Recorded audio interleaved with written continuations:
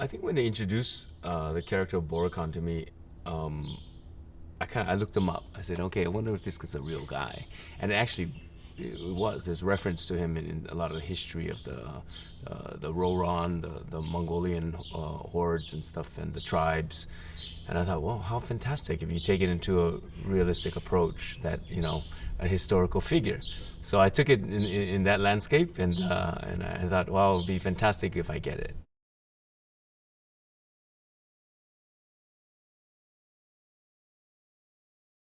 Because she's a Kiwi and she's from Aotearoa, or New Zealand.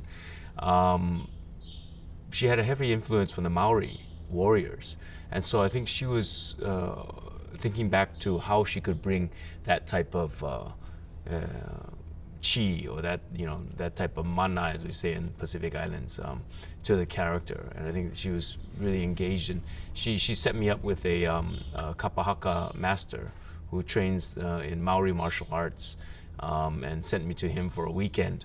And so I spent a weekend down in Rotorua, training with him and getting to know some of the Maori warrior ways, and that the mindset that they had for before they went into battle. And a lot of times they battled to the death, so it brought into a very real place, and I think that was very impacting, to get into the psychology and the mindset that she's looking for.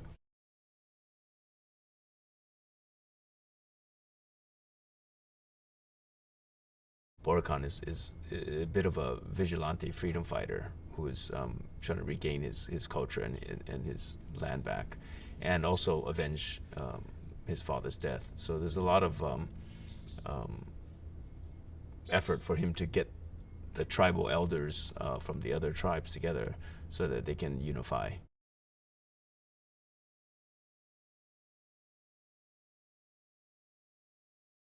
The tone of this movie is really, I think, the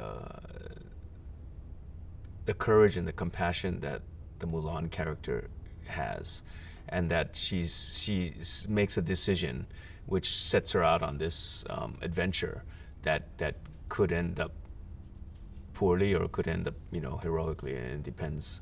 But I think that the drama lies in her encounters and her stumbles and things with that. And I think the end, um, is very uplifting, and I think is she becomes sort of this aspiration, and I think that's a good place to finish, with an odyssey like that.